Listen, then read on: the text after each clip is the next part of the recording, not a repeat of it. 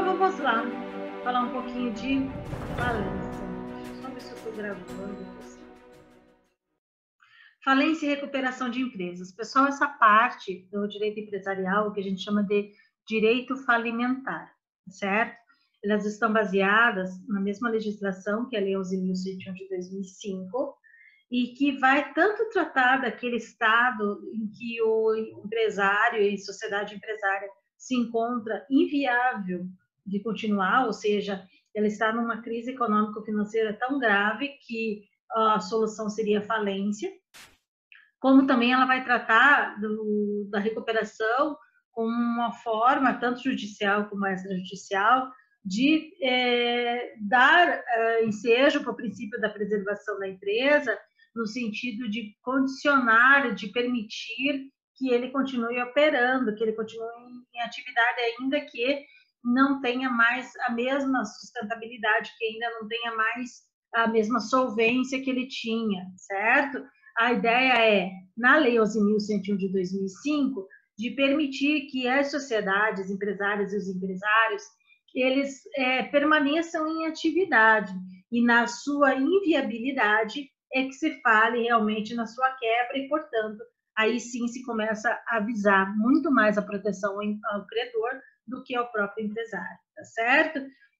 Então, vamos lá, nós vamos estudar aqui a Lei 11.101 de 2005, ela é uma lei bastante extensa, perceba que ela tem aí 8 capítulos, eu não lembro exatamente a quantidade, tem aqui, ó, 201 artigos, obviamente que vocês não vão estudar os 201 artigos, mas vão estudar o suficiente, aqueles que dão uma suficiência, uma base para que vocês conheçam o direito falimentar e tenham uma percepção, ainda que global, do que se pode fazer quando vocês estiverem tratando de um empresário, de um cliente, de um devedor ou de um credor que esteja nessa condição, tá? Os princípios aqui eu não vou falar de uma forma muito detalhada, porque a gente já viu isso, mas nós temos como princípio do regime falimentar coisas do tipo viabilidade da empresa, ou seja, a possibilidade, sempre que possível, dela continuar operando, porque existe aqui um interesse coletivo, um interesse público de que ela permaneça em atividade. Nós temos, e aqui nós precisamos ainda verificar que quando fala em princípio da viabilidade da empresa, é no sentido de, se for possível que ela continue, que se defina uma recuperação, ou seja, se permita que ela continue operando, continue em funcionamento. Agora, pelo princípio da viabilidade da empresa, se não se visualiza, se não percebe que existe um mínimo de possibilidade de ela continuar, aí se decreta falência. Nós temos ainda o princípio da predominância do interesse imediato dos credores, ou seja, a partir do momento que a gente está falando de falência, o que importa realmente é o interesse do credor muito mais do que do devedor, tá? O devedor, ele vai ser protegido na medida em que ele tenha viabilidade. Não tem mais viabilidade, quem vai ser visado é realmente o credor.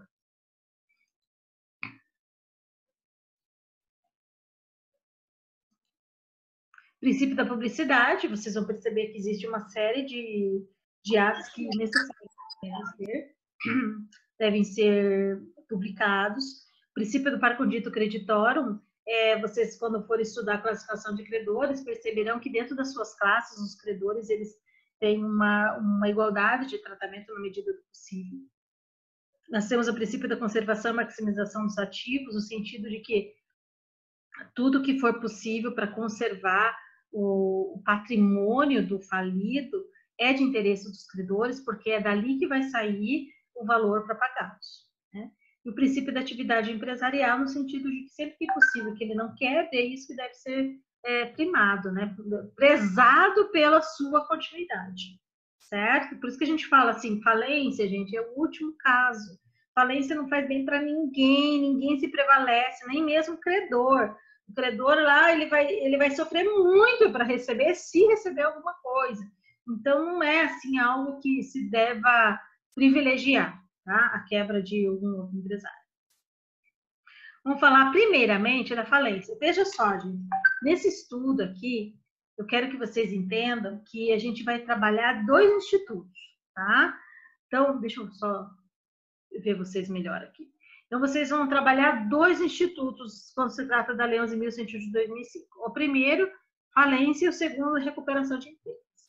Esses 2 institutos, eles são totalmente paralelos, ou seja, eu não posso falar, eu não preciso ter um processo anterior à falência. Porque o que acontece? Quando eu começo a falar de falência e recuperação, algumas pessoas pensam assim, primeiro entra com recuperação, depois falência. Não é nada disso, nada disso, tá? São 2 processos diferentes, são 2 situações diferentes. Um é quando não tem mais viabilidade de continuidade, que é falência. O outro é quando existe alguma viabilidade de continuar, desde que seja concedido algumas facilitações, desde que seja concedido algumas benesses que ele não teria normalmente. Senão ele não vai dar conta, senão ele vai falir, tá? Então, o que eu quero dizer a vocês é que são institutos diferentes, que terão tratamentos diferentes, que tanto vão versar sobre o direito processual como o direito material, tanto num caso como no outro, tá certo? Então, só voltando aqui. Então, a falência, gente, é um estado de quebra, tá? Quando fala assim, quebrou, quebrou mesmo a expressão que se usa. O conceito de falência é dessa situação jurídica que decorre da insolvência do empresário. E a falência também, como diz aqui o Fábio Leão Coelho, é uma execução concursal. O que quer dizer isso? Quer dizer, gente, o seguinte. Primeiro, que quando a gente fala em falência, a gente está falando do empresário que está insolvente, tá certo? E que é insolvente? É o empresário que está devendo mais do que tem. Tudo bem? E como é que você sabe que o empresário está devendo mais do que tem? Está devendo pelos comportamentos dele. Então, você não tem como demonstrar isso de uma forma contábil. Mas você tem como presumir isso através do seu comportamento. E aqui, dentro do conceito do Fábio Leão Coelho, de execução concursal, é porque, na verdade, gente, a falência é como se em um único processo todos os credores se reúnem. Por isso que se chama concurso de credores, né? É várias pessoas concorrendo para aquele pagamento, só que num único procedimento. Então, imaginem vocês, uma pessoa que está em processo de falência, ter cada um dos credores ter que entrar com uma ação. Vai ficar harmônico? Não. Vai ficar organizado? Também não, porque o que acontece? Quando tem vários processos, vai ter penhora em processo, vai ter penhora em outro, um precede o outro, mas aí dá confusões, entende? E pode também ter decisões não harmônicas, não unânimes, então, assim, é muito mais importante você conseguir reunir todos os credores num único ato, num único processo, para que você dê uma equidade no tratamento de cada um, tá?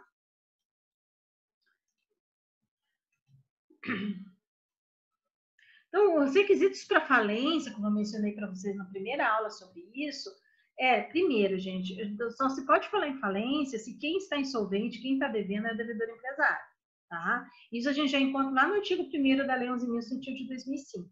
Então, não falo de falência, não falo de recuperação de empresas se eu estiver falando de um devedor que é uma pessoa civil, pessoa física, não civil, né? Vamos pensar assim, tem lá um fulano, lá minha vizinha está devendo para todo mundo, está falida. Gente, se ela não é empresária, ela não tem como ser falida, tá? Esse termo vulgar que a gente usa de falido aqui, ele cai por terra, tá certo? Ela está devendo para um monte de gente, mas ela está devendo porque ela, pessoa natural, tem vários gastos. Isso não é ser falido. Falido tem que ser um devedor empresário, aquele que foi enquadrado lá no artigo 966 do Código Civil, que vocês tanto estudaram no ano passado, tá? Também vai ser as sociedades empresárias, vai ser a EIRELI, mas tem que ter uma conotação empresarial. A ponto de que você, nesse momento, você está excluindo aqueles que não estão enquadrados como empresários, como o do artigo 966 Código Civil, parágrafo único, que são aqueles que exercem atividade intelectual de natureza artística, científica e literária, certo? Então, aqueles, mesmo que ele tenha vários colaboradores, se não houver constituição do elemento de empresa, eles não são empresários, tá certo? E cooperativas, né, que vocês estudaram, artigo 982, parágrafo único do Código Civil. Neste caso, gente, também, eles nunca serão empresários, então eles também nunca irão se submeter a um processo de falência ou um processo de recuperação judicial, tá certo? Então, tem que cuidar com isso. Então, a gente só fala de falência se for empresário, EIRELI, sociedade empresária. Outra coisa, tem que ter como requisito a insolvência. Só que aqui, a gente, quando fala em insolvência, a gente não precisa demonstrar contabilmente. O que eu quero dizer com isso? Não precisa mostrar através de contas, basta que haja uma presunção, que haja um comportamento suspeito. Então, eu vou considerar insolvente aquele que não está pagando os credores. Eu vou considerar insolvente aquele que está frustrando execuções. O que é frustrar a execução? Ele tem um monte de execução em nome dele e não existe nenhum patrimônio para pagar isso, tá? Ou então, ele está se ocultando, ele sumiu, fechou as portas, ou seja, ele demonstrou que realmente não tem como pagar. E existe aí, por último, a sentença declaratória de falência.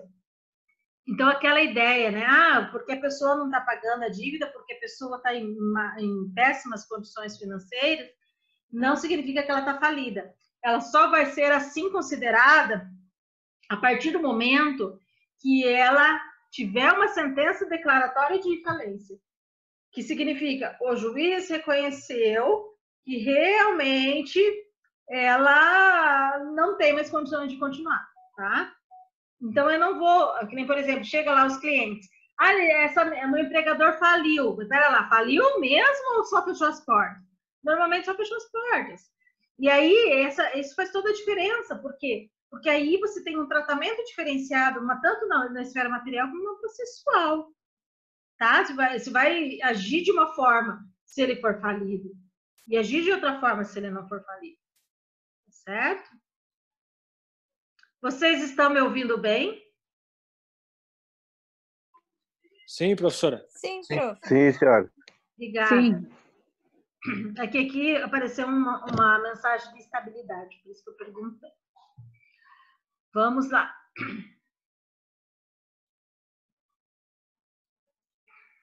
Opa. Então, com relação ao devedor empresário, ainda tenho a dizer para vocês o seguinte, que apesar de ser sempre empresário, sociedade empresária ou EIRELI, existe essa questão aqui do artigo 2º, tá?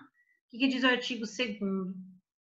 Que existem dois incisos e que vão distribuir entre eles aqueles que estão totalmente excluídos e aqueles que estão parcialmente excluídos. Então, veja só. Artigo 2º. Esta lei não se aplica. 1. Empresa pública é sociedade de economia mista. E 2.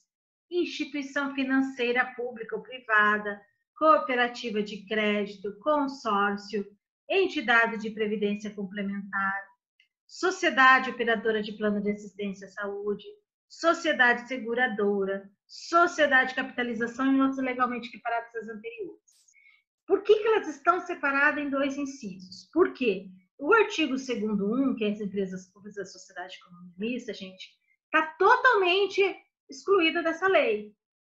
Ela tanto nunca vai falir, não nesses termos aqui, como também ela nunca vai se submeter a uma recuperação judicial, tá certo?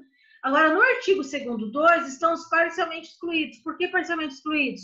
Porque eles podem se submeter ao processo de falência de acordo com suas legislações especiais, que são essas aqui, e que basicamente vão dizer o seguinte: em determinadas condições, elas não se submeterão ao processo de liquidação da sociedade previsto na lei delas, mas sim ao processo de falência, tá? Exemplo é o banco, que vai ter um liquidante nomeado pelo Banco Central, e esse liquidante, se ele perceber que o banco não tem nem para pagar os credores criografários, esse quirografário vocês já vão entender melhor, mas se refere aos credores comuns, aqueles que não têm preferência nenhuma, ou se houve um crime previsto na lei 11.101 de 2005, entenda-se, gente, crime falimentar são crimes previstos na lei 11.101 de 2005, por isso que é crime falimentar. São crimes ali relativos à atividade empresarial. Então, se tiver acontecido uma dessas situações, ele vai para o processo de falência. Por isso que eu não posso dizer que ele é totalmente excluído. Mas fato é o seguinte: todos esses que vocês estão vendo aqui não vão se submeter à recuperação judicial, por exemplo, tá? Então, isso aqui eu já estou antecipando essa dica para vocês, porque nós vamos estudar recuperação para frente. A insolvência jurídica, como eu disse para vocês, é uma insolvência presumida, presunção legal de insolvência, tá certo? Quando que ela vai acontecer? Aí nós vamos buscar lá no artigo 94, que vai trazer 3 casos em que o credor pode se dizer com base suficiente para a insolvência. Então, o primeiro caso, se o empresário não pagar, né, uma dívida líquida, vencida, né, ou se ele incorrer em execução frustrada, ou se ele praticar um ato de falência, que nós vamos falar a seguir. E, por fim, tem que ter a sentença declaratória e reconhecimento judicial. Com relação ao procedimento de decretação da falência, esse aqui, gente, é o seguinte, agora sim.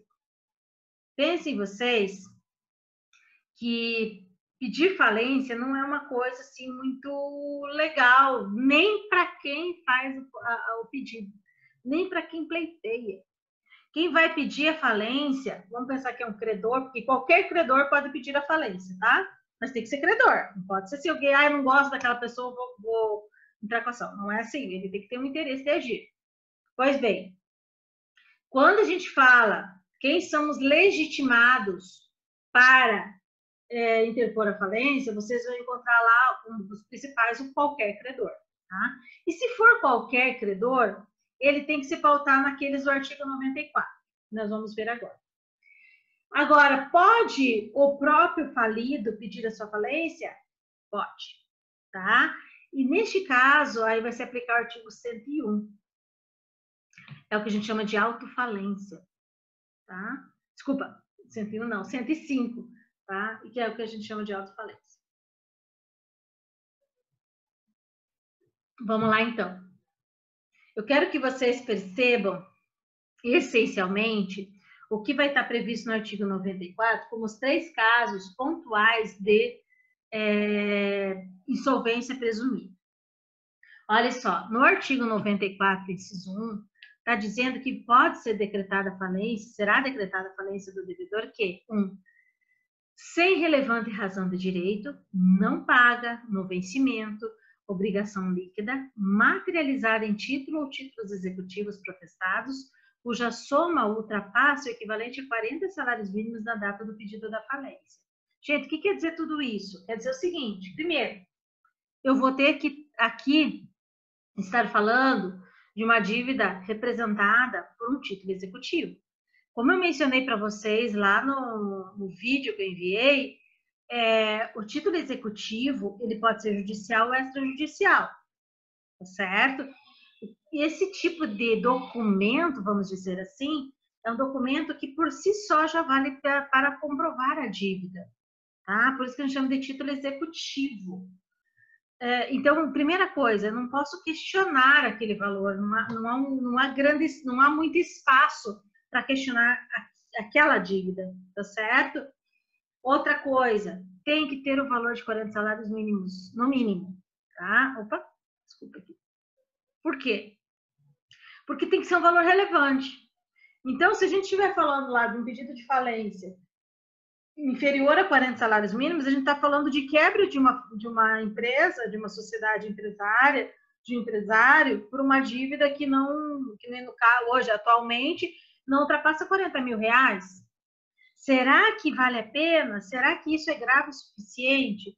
Então, por que a legislação determinou assim? Porque antigamente se entrava com o processo sem cuidado mínimo e o que acontecia era um uso abusivo do instituto. Também pelo artigo 94 fala que tem que ter protesto, tá? Veja aqui, ó. Relevante razão de direito, não paga no vencimento, obrigação líquida, materializada em título, protestados. Esse protestado, gente, ele está previsto no artigo 94, parágrafo 3º, como um protesto para fins falimentares. O que é protesto? É um ato extrajudicial para comprovar que ele realmente está inadimplente. E ainda tem aquela questão do litisconsórcio, que pode ser passível para atingir esses 40 salários mínimos, certo? Só relembrando, eu estou falando rapidinho assim, porque isso já faz parte do vídeo que enviei para vocês, vídeo aula sobre essa mesma questão, tá? Então, eu só estou tentando retomar para que a gente possa pegar um gancho e seguir a nossa vida aí dentro do processo de falência. Vamos lá, segundo caso é o 94.2, que é o que a gente chama de execução frustrada.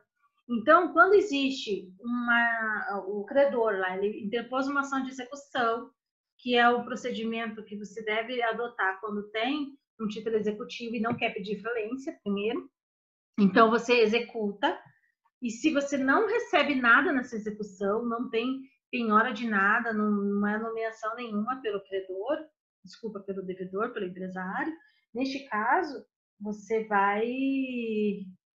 pode pedir a falência. Você pode não converter a execução em falência, mas pedir uma certidão, que está prevista lá no artigo 94, inciso 4º, e que você pode instruir o teu pedido de execução. Tá certo? Então, a gente chama de tripla omissão. Não paga, não deposita e não nomeia bens a penhora. O que tem de interessante neste caso aqui? É que aqui não precisa ter um mínimo de 40 salários, como no primeiro, tá? No 94.1. E por último, ó, ficou um pouquinho fora desse quadro aqui agora que eu estou vendo. No 94, esses terceiros são os que a gente chama de atos de falência, que são os casos que, inclusive, tem maior dilação probatória, porque aqui você vai ter que fazer a prova dessas situações. Então, são condutas que fazem crer que existe aí um processo de insolvência, certo? Não vou falar de cada um, porque já falei isso para vocês e ficaria um pouco exaustivo nesse momento. Então, o que eu quero que vocês entendam é o seguinte, que quando a gente fala de procedimento para decretação da falência, os casos em que o credor pode se faltar, veja só, ou ele entra com a ação pedindo pelo 94.1, ou o credor entra com o pedido de falência baseado no 94, inciso 2º, ou ele entra com um pedido por atos de falência baseado no artigo 94, inciso 3º, tá certo? Não precisa ser simultaneamente. Até bom que não seja. A boa técnica é que se paute somente em um desses incisos do artigo 94, não em todos eles. Não até vira confusão e pode muito bem ser indeferido liminarmente, tá bom? Bom, e aqui eu chego para vocês numa das últimas coisas que eu pedi para vocês fazerem uma leitura, que era a defesa e depósito lesivo, que é isso que eu quero explicar melhor para vocês. Só um minutinho, por favor.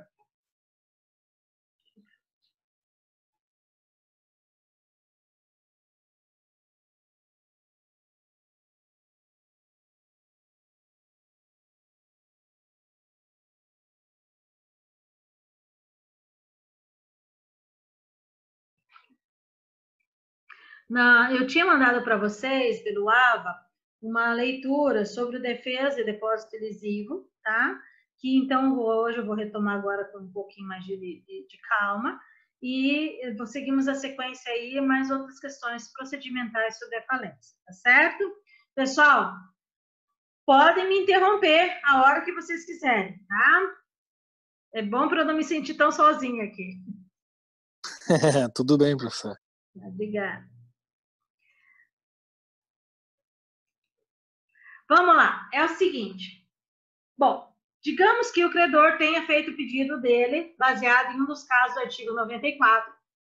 O juiz ele vai receber ou não esses pedidos, mas se ele receber, ou seja, se ele perceber que existe ali um mínimo de respaldo, ele vai mandar citar o réu, né? Porque por enquanto aqui ele é réu, certo? Ele não está falido ainda. Neste caso, faltam 10 minutos. Okay. Neste caso, nós temos um prazo que é concedido de 10 dias para a defesa, tá? Então, vamos lá. Interpõe o pedido de falência, cita-se o réu e ele deve apresentar a sua defesa em 10 dias, tudo bem? Só que nós temos mais algumas opções além da defesa. Essa defesa, gente, ela se chama embargos, tá? Aqui coloco para vocês. Recebida a petição inicial interposta por credor com base no artigo 94, o devedor empresário será citado para o prazo de 10 dias a apresentar a defesa, denominada de embargos, tá certo? Pois bem, o parágrafo único do artigo 98 da Lei 11.101 de 2005, no entanto, ele permite uma outra coisa além da defesa. que é o tal do depósito elisivo, tá certo? Qual a previsão do depósito elisivo? Acompanhe aqui comigo. Parágrafo único. Nos pedidos baseados nos incisos 1 e 2 do caput do artigo 94 desta lei, o devedor poderá, no prazo da contestação, ou seja, nos 10 dias aqui, depositar o valor correspondente ao total do crédito, acrescido de correção monetária, juros, honorários advocatícios, hipótese em que a falência não será decretada e, caso julgado procedente o pedido da falência, o juiz ordenará o levantamento do valor pelo autor. Então, vamos lá, vamos ver aos poucos o que quer dizer tudo isso. Vocês perceberam que... Espera lá.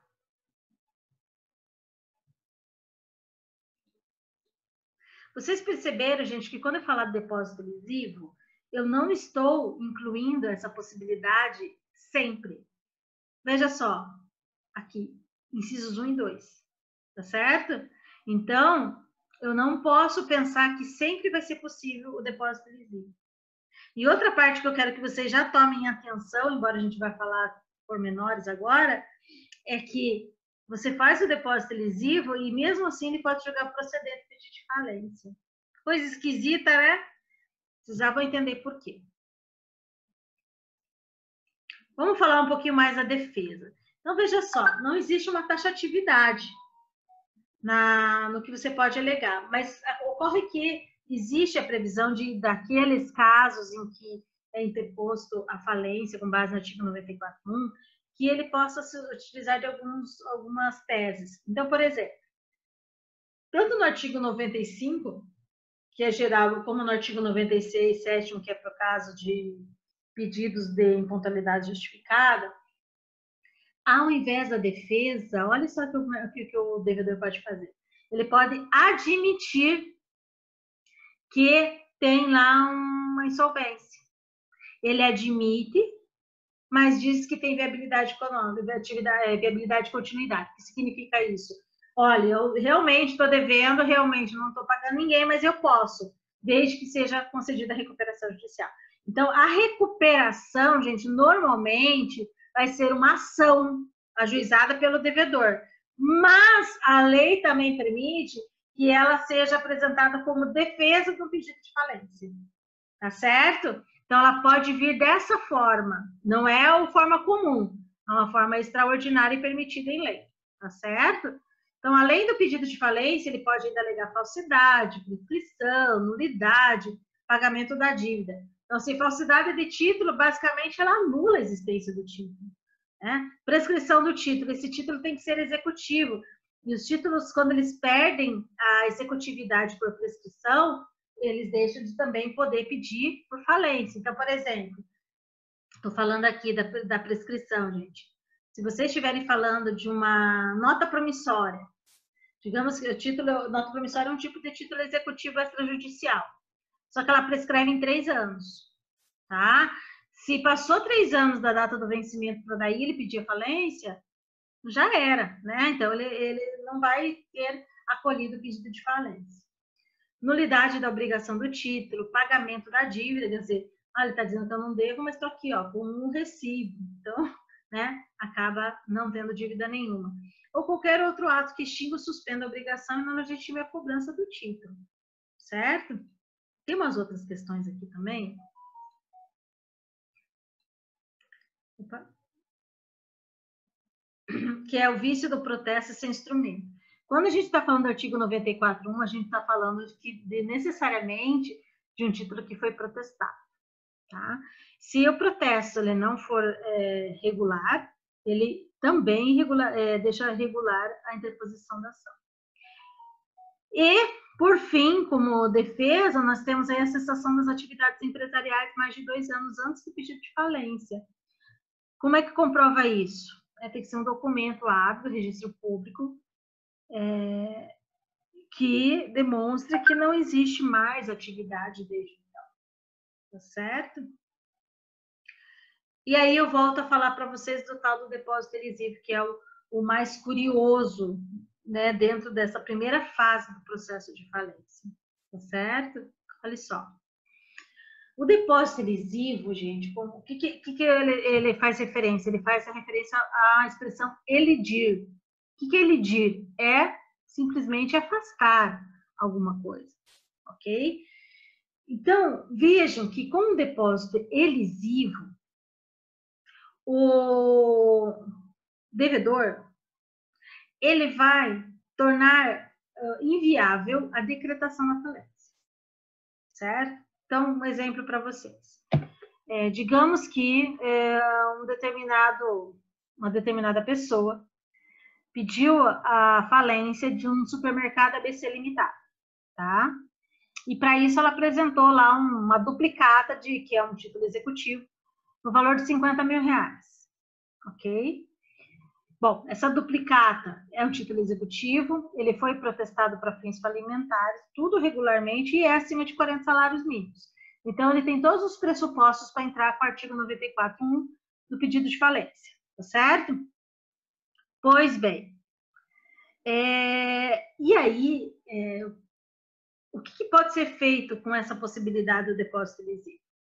Quando o réu recebe essa citação, vai estar escrito que, além da defesa, ele tem o prazo para o depósito. Então, naqueles 10 dias, ele chega com os 50 mil reais, com os honorários que foram fixados pelo juiz, vamos dizer lá, o juiz fixou em 10%, mais 5 mil, e mais as despesas, as custas, e deposita tudo isso judicialmente. Faz uma guia de depósito judicial, deposita, faz um depósito vinculado ao processo, certo? É o depósito lesivo dele. Só que vai o processo ser julgado do mesmo jeito. Ele apresenta a defesa, ou pode nem apresentar a defesa, tá? Ele pode simplesmente fazer o depósito. Se acontecer do juiz perceber, mas espera lá, existe um título executivo, ele foi protestado, ele é acima de 40 salários mínimos, ora, tem todos os pressupostos do artigo 94, inciso 1. Portanto, julgo procedente o pedido do autor. Então, veja, ele reconhece realmente que tem tudo para decretar a falência, mas deixa de decretar a falência. Parece meio incongruente, porque, pera lá, o pedido foi para decretar, não vai ser decretado, mas como é que ele vai julgar procedente? É que assim, gente, por que isso é importante? Porque a partir do momento que ele julgou procedente o pedido, sabe aquelas custas e honorários? A gente chama aquilo de ônus sucumbenciais, ou seja, quem tem que pagar? Quem perdeu. Quem deu causa. Existe dentro do processo civil uma coisa chamada de princípio da causalidade, e que é o que rege as ônus sucumbenciais. Então, sempre que a gente fala em ônus sucumbenciais, a gente vai procurar quem foi vencido na ação. Então, neste caso, por mais que não haja decretação da falência, se o juiz julga procedente o pedido, ele está reconhecendo aquilo que o autor está alegando. Desta forma, ele vai manter a obrigação do réu de pagar as custas processuais e os honorários advocatícios, que ele já depositou, que ele já antecipou, tá certo? Só que ele não vai decretar falência porque fez o depósito. Então, pessoal, dando continuidade. Então, vocês percebam a importância que tem o depósito lesivo, ele, no sentido de que ele é importante para impedir a falência, mas ele não vai impedir a procedência ou não do pedido, tá? E isso vai fazer com que ele tenha justamente essa questão de ele arcar ou não arcar com os ônus da sucumbência, tá certo? Agora eu vou falar para vocês uma outra situação contrária, tá? Então, perceba o seguinte, ó, aqui, deixa eu só passar para cá.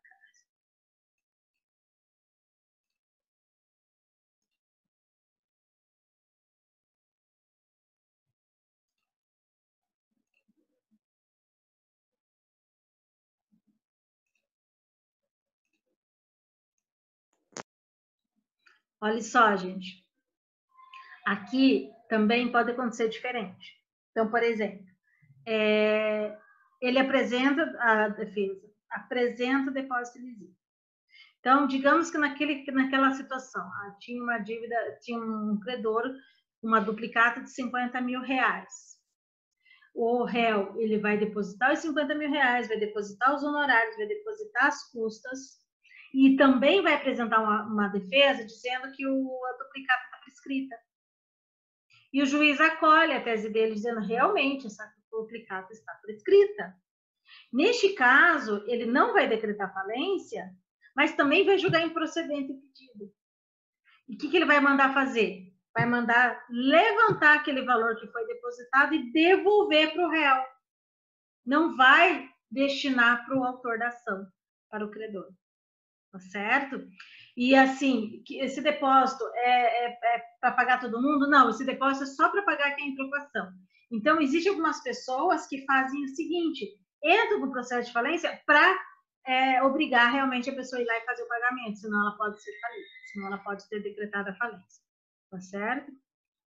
Então, depósito lesivo, outra coisa importante que eu quero que vocês percebam, isso aqui, ó, gente. Só cabe quando o pedido ou por impontualidade justificada ou por execução frustrada.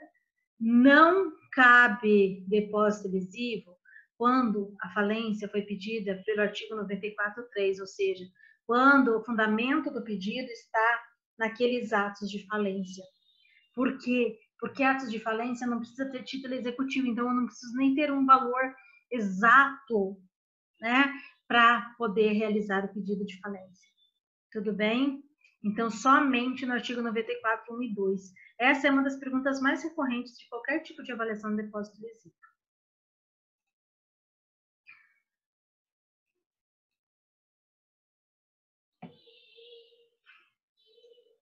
Aqui está o conceito.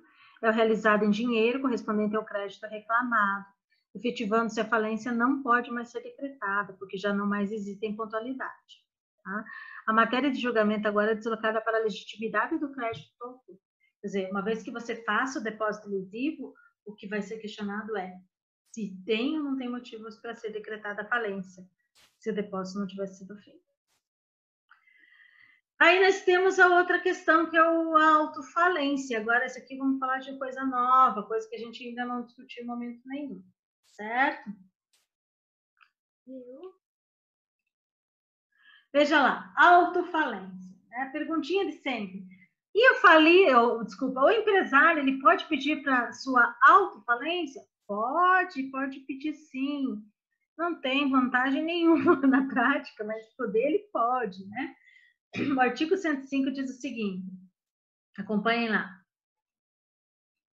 O devedor em crise econômico-financeira que julgue não atender aos requisitos para pleitear sua recuperação judicial, deverá requerer ao juízo sua falência, expondo as razões da impossibilidade de prosseguimento da atividade empresarial, acompanhados dos seguintes documentos. Bom, gente, tem uma série de documentos que ele vai ter que apresentar. Ele vai ter que contratar advogado para isso. Percebam que ele vai ter assim, um excesso até de custas, um excesso de providências para pedir a sua autofalência. Então, muito dificilmente vocês vão encontrar isso acontecendo, certo? Mas é uma opção. O próprio devedor pode requerer sua falência em procedimento denominado autofalência.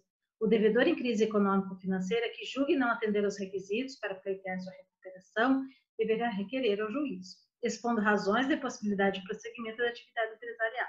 Trata-se de uma faculdade do empresário, condicionada à apresentação de demonstrações contábeis referentes aos 3 últimos exercícios sociais, relação nominal de credores, tá? E daí vai ter que indicar endereço, vai ter que indicar natureza, importância, todas as informações necessárias para compor o quadro de credores. Vai ter que apresentar qual a relação dos bens e dos direitos que compõem o ativo, ou seja, o que ele tem de patrimônio para pagar esse pessoal. Vai ter que provar a condição de empresário. E veja só, olha que interessante. Ele prova a condição de empresário de que jeito? Contrato social, estatuto social, né? É o jeito mais fácil. Mas se ele não tiver, se não houver a indicação de todos os sócios, seus endereços, a relação de seus bens pessoais, o que quer dizer isso aqui, gente?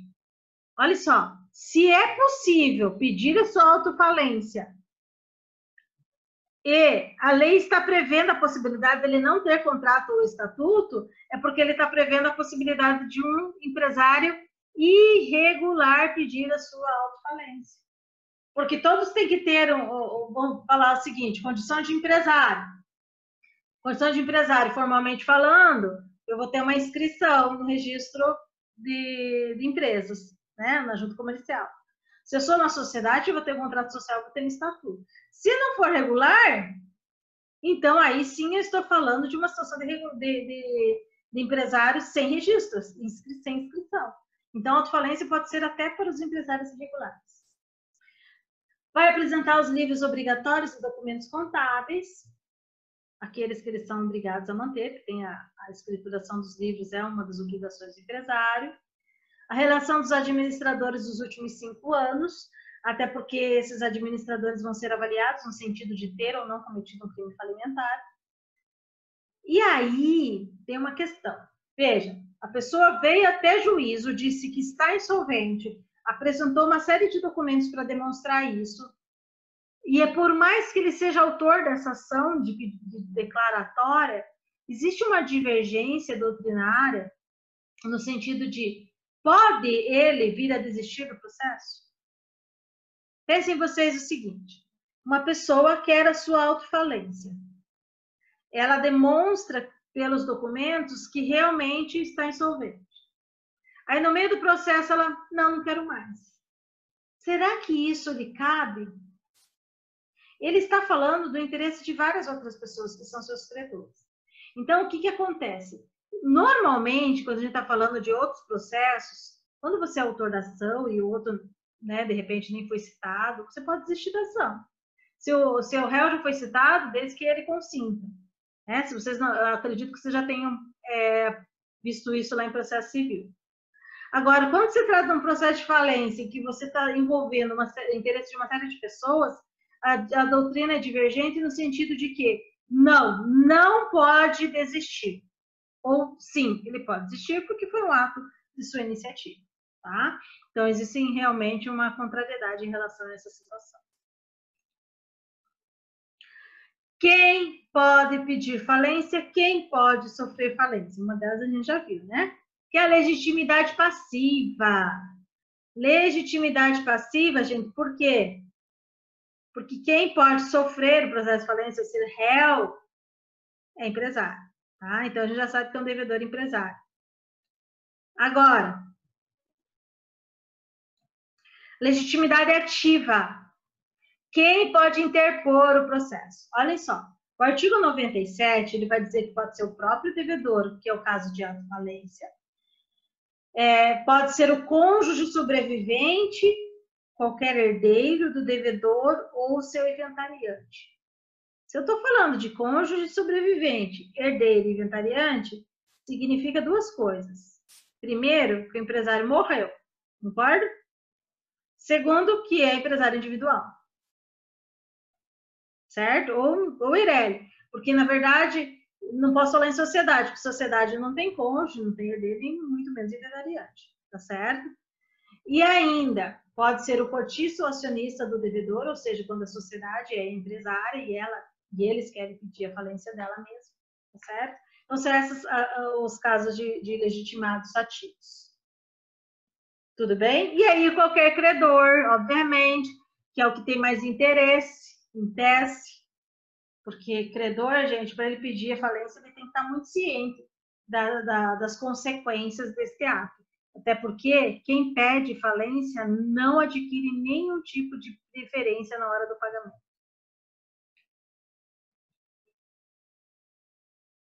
Gente, alguma dúvida até aqui? Estamos tranquilos? Aqui não, prof, tudo tranquilo. Tá certo. Sim, senhora, professora. Oi? Tranquilo, professora. Joia. Então, vamos lá, gente. Vamos falar um pouquinho da competência. O que seria competência judicial? Em que comarca, onde é que esse processo de falência ou esse processo de recuperação deve ser julgado. Oi, Rafael. Rafael me perguntou aqui, a desistência da autofalência deveria ser possível porque é mais benéfico para os credores. É relativo, sabe, Rafael? Porque a partir do momento que ele tem um reconhecimento da insolvência e baseado no fato de que existe ali um documento que representa uma inviabilidade, nem sempre vai ser mais benéfico, porque aí você força um processo de liquidação. Então, claro, se a gente perceber, foi pedido uma autofalência, mas nessa autofalência os documentos demonstraram que existe uma certa viabilidade, aí concordo. Mas em caso de apresentação e declaração de insolvência, é nisso que se apegam aqueles que defendem que ele não poderia desistir, tá? Mas você tem razão, não existe assim um entendimento pacificado sobre esse assunto, né? Baseado nisso que você falou, que é mais benéfico para os credores, a gente também tem que avaliar caso a caso, né? Gente, então a competência aqui é no sentido de saber em que comarca, tá? Com relação ao juízo, só para vocês saberem, é no juízo cível. Só que existem algumas comarcas, como a nossa, que elas têm varas cíveis específicas para falência e recuperação, que são as mesmas da vara da fazenda, que chama lá vara da fazenda, falência e recuperação de empresas. Mas elas são cíveis, tá? Então elas só têm um direcionamento baseado na autorização. Mas, enfim, ou seja, qual cidade? Aí a gente vai procurar no artigo 3º. Se eu ler para vocês assim, o artigo 3º, deixa eu ver se está aqui, na sequência, só um minutinho. Veja lá, se eu ler com vocês o artigo 3º, o que vocês vão me dizer? É competente para homologar o plano de recuperação extrajudicial, deferir a recuperação judicial ou decretar a falência, o juízo do local do principal estabelecimento do devedor ou da filial de empresa que tenha sede fora do Brasil. E aí eu volto para vocês e pergunto assim, gente, o que é principal estabelecimento? O que normalmente vocês me responderiam? Podem falar.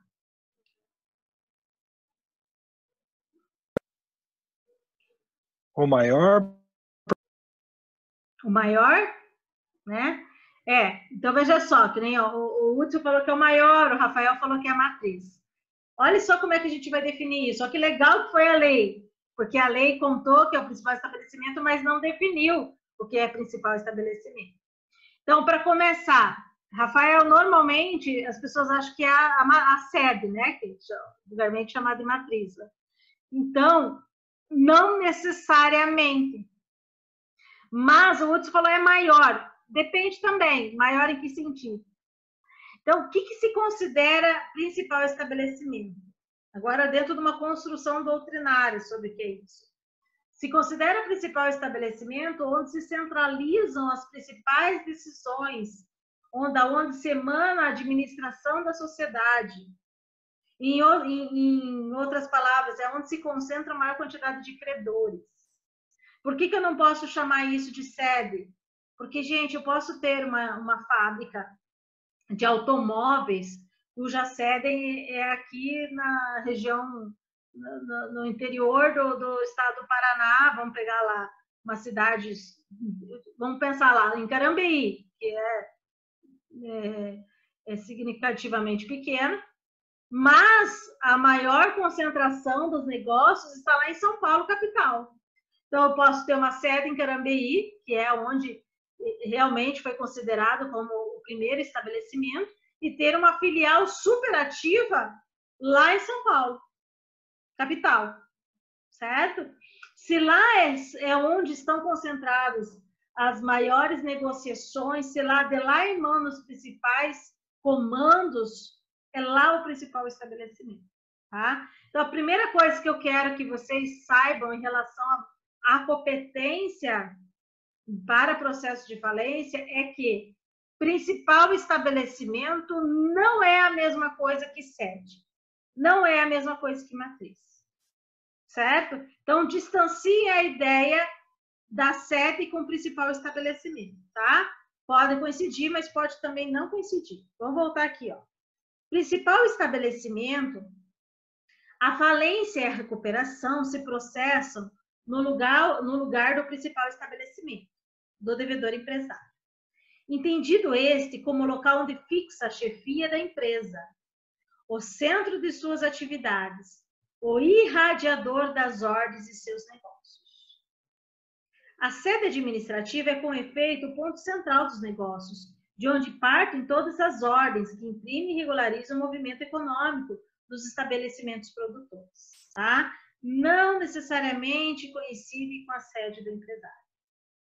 Então, esse aqui é um dos casos em que os legisladores apresentam um novo conceito e não explicam o que eles querem dizer. E aí cabe essa confusão em estabelecer o que seria, então, o tal do principal estabelecimento, tá certo?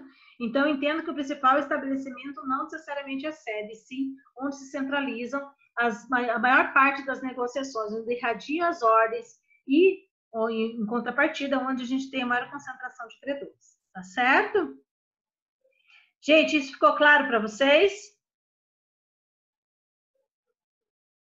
Sim. Posso perguntar na prova? Pode. Sim, professora. Então, tá bom.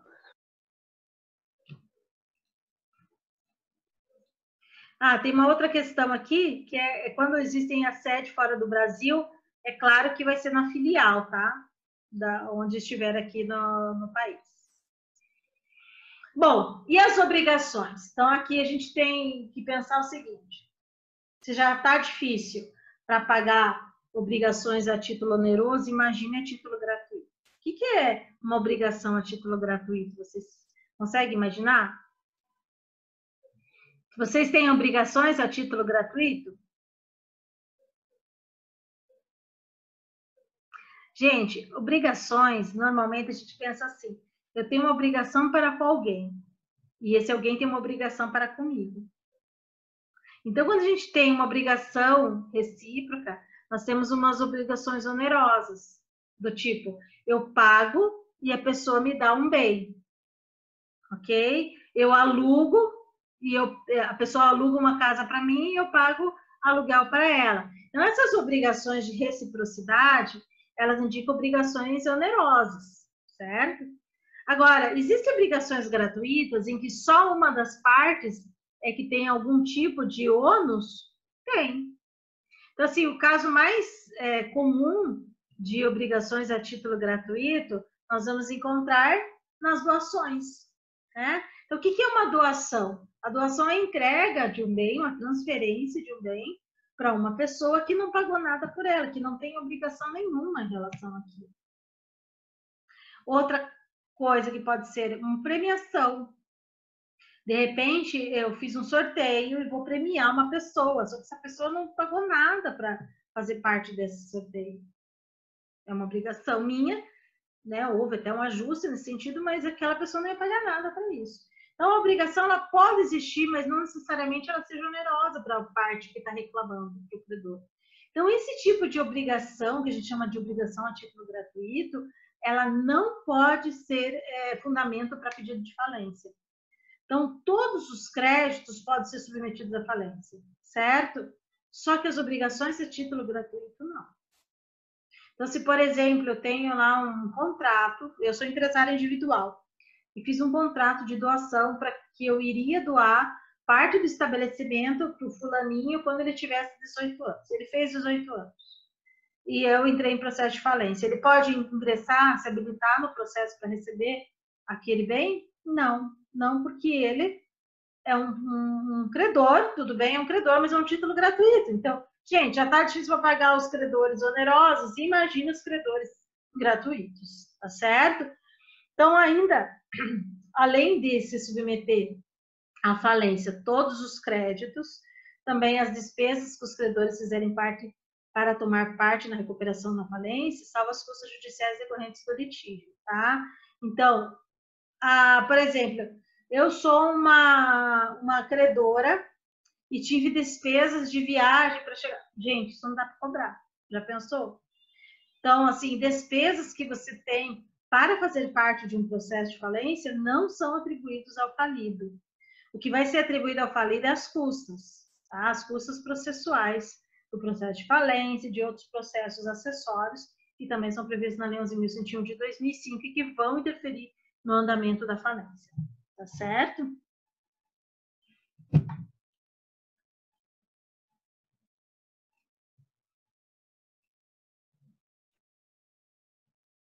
E aí, gente, vocês têm que pensar o seguinte, deixa eu até falar com vocês aqui, tentar fazer uma anotação, só um minutinho.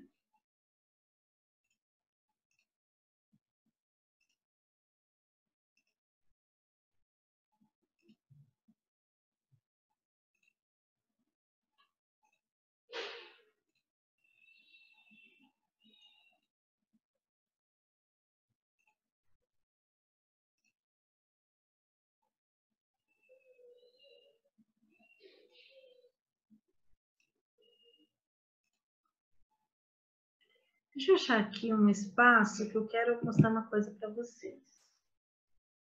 Na verdade, eu vou escrevendo.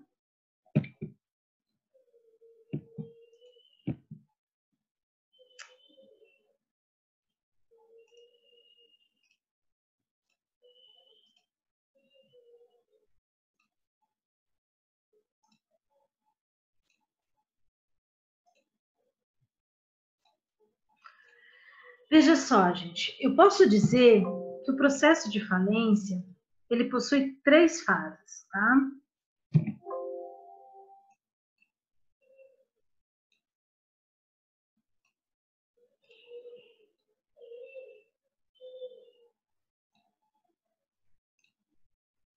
Vou colocar aqui, primeira fase.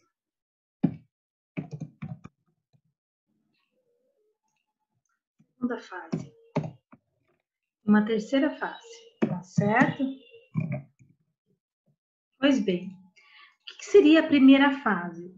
A primeira fase ela é constituída do ajuizamento da ação, que é com base lá ou no artigo 94, 1, 2 e 3, ou no artigo 105. Ela vai para a defesa e aí vem para a sentença, certo? Sentença de decretação. Falência, tudo bem? Só para vocês entenderem, quando a gente estiver falando de ação ajuizada pelo artigo 94, 1 e 2 e o artigo 105, que é a autofalência, é ajuizamento, defesa e sentença, tá? Quando a gente estiver falando de casos em que você tem que provar um ato de falência, que é 94.3, aí você faz até a produção de prova aqui. Bom, se decretada a falência, gente, começa uma segunda fase, tá? Aí eu começo aqui.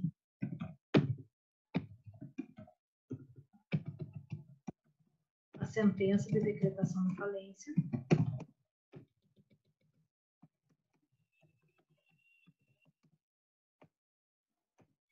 Tem todo o processo de liquidação, pagamento, e vai se encerrar essa segunda fase no que a gente chama de sentença de encerramento da falência. Tá certo? Por que eu estou falando isso, gente? Porque vocês consigam perceber que aqui a gente está falando de um tipo de procedimento totalmente especial. Uma vez que seja dada a sentença de encerramento da falência, a gente inicia uma terceira fase. Tá difícil de escrever, hein?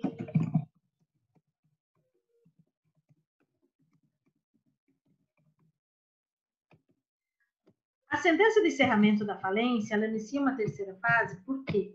Porque aqui, gente, ela recupera tudo aquilo que for suspenso durante a partir da sentença de decretação da falência, ela começa a correr.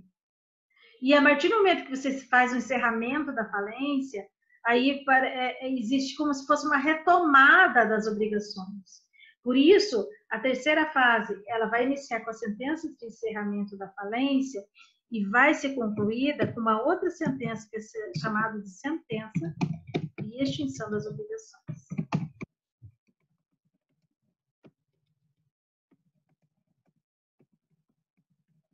Portanto, repare o seguinte, nós temos 3 tipos de sentença.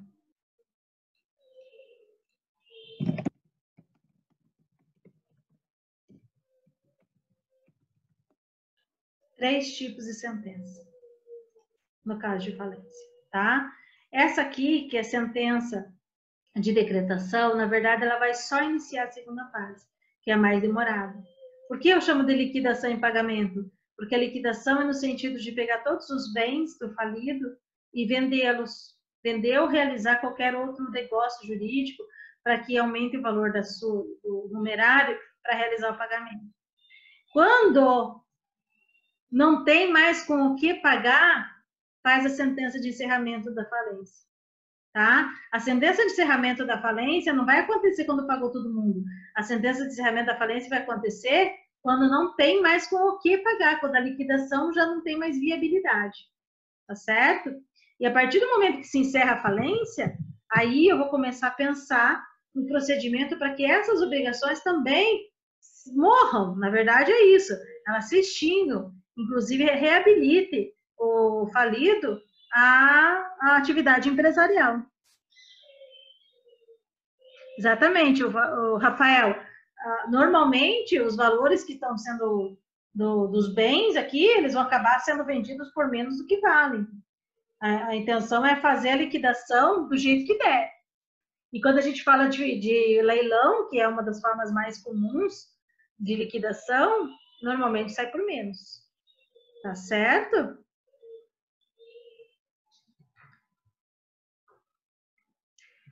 Bom, então eu estou falando tudo isso para vocês, só para que vocês entendam que a partir de agora, quando a gente fala dos procedimentos, essa primeira fase, ela vai encerrar aqui, que é a sentença declaratória de falência, tá certo? A partir de agora, a gente vai estar realmente falando de alguém que é falido e não apenas réu no processo. Tá certo? Pessoal, seguinte. Eu vou, então, a partir de amanhã, eu vou tratar com vocês justamente sobre a sentença que decreta a falência, tá certo? Então, eu peço que vocês estejam com o material em mãos, porque é bem extensa essa parte da sentença, e por mais que a gente não trabalhe todos os incisos do artigo 99, que é da onde nós vamos partir, pelo menos vocês têm um pouquinho mais de elementos ali para acompanhar, tá bom? Alguma pergunta, gente? Tranquilo, professor. Tranquilo? Acho que tá bom até aqui, né? Porque se eu começar a falar de sentença, na verdade, é iniciar uma parte bastante exaustiva aí para nós, tá bom? Então, amanhã eu espero você... Amanhã, né? Amanhã eu espero vocês. Vou falar, então, dessa parte, iniciando ali nesse slide. Deixa eu ver qual que é o slide. Certo, gente. Uma boa noite para vocês, tá? Até mais. Boa noite, prof. Até amanhã. Tchau, tchau. Boa noite, professor. Boa noite.